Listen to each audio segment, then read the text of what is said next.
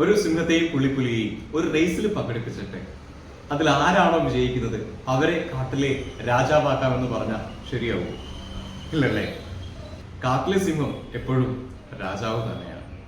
എന്നാൽ വേട്ട എന്ന് പറഞ്ഞാൽ ഉറപ്പായിട്ടും അതിൽ പുള്ളിപ്പുലിയെ ജയിക്കത്തുള്ളൂ. ഒരു കാര്യം പറയട്ടെ, നമ്മളെല്ലാം സിംഹം തന്നെയാണ്. എന്നാൽ ചില റേസ് വരാൻ നേരത്ത് നമ്മൾ പരാജയപ്പെട്ടു. ആ പരാജയം നമ്മുടെ ജീവിതത്തിലെ ഒരു പരാജയമാണെന്ന് നമ്മളങ്ങ് കാണും, നമ്മളങ്ങ് വിശ്വസിക്കും. ഒരു കാര്യം പറയട്ടെ, ഈ ലോകത്തെ ഏറ്റവും വലിയ ഇൻവെൻഷൻ എന്താണെന്ന് അറിയാമോ? നമ്മുടെ ബ്രെയിനാണ്. നമ്മുടെ ബ്രെയിനെ കുറിച്ച് ശാസ്ത്രജ്ഞന്മാർ പറഞ്ഞിരിക്കുന്നത് ഇങ്ങനെയാണ്: ഓരോ ബ്രെയിനും യൂണിക് പീസ് ആണെന്ന്. അതെ, നിങ്ങളുടെയും എൻ്റെയും എല്ലാം ബ്രെയിൻ ഒരു യൂണിക്കാണ്. നമ്മളെല്ലാം ഭയങ്കര വ്യത്യസ്തരായ ആളുകളാണ്.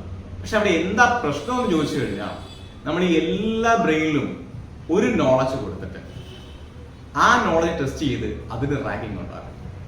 അവിടെയാണ് ഈ പ്രശ്നം വരുന്നത്. ഈ പ്രശ്നം മറികടക്കാൻ വേണ്ടി വേറെ ഒന്നും ചെയ്യണ്ട കേട്ടോ.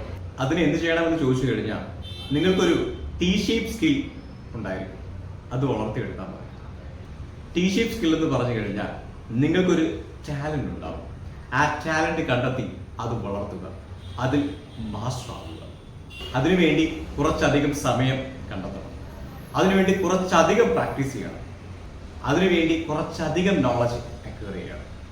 ഉറപ്പായിട്ടും ആ സ്കില്ലിൽ നിങ്ങൾ കിങ് ആകുന്നതുവരെ ആ സ്കില്ല് ഡെവലപ്പ് ചെയ്തുകൊണ്ടേയിരിക്കുക. ആ സ്കില്ല് ഡെവലപ്പായി കഴിയുമ്പോൾ നിങ്ങൾ ഒരു ലീഡറായി മാറണം.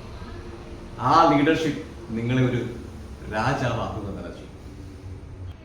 വലിയ സ്കില്ലിനെ മാസ്റ്ററാക്കി മാറ്റണം, ചെറിയ ചെറിയ സ്കില്ലിനെ മനസ്സിലാക്കിയെടുക്കുക. അതാണ് ടി ഷേപ്പ് എന്ന് പറയുന്നത്. ഓരോ വ്യക്തികൾക്കും ഓരോ ടി ഷേപ്പായി. അപ്പോൾ അത് കണ്ടെത്തുക, രാജാവായി ചെയ്യും. അപ്പൊ എങ്ങനെ? മറക്കാതിരിക്കുക, ചിരിക്കേണ്ടതുപോലെ ജീവിക്കുക.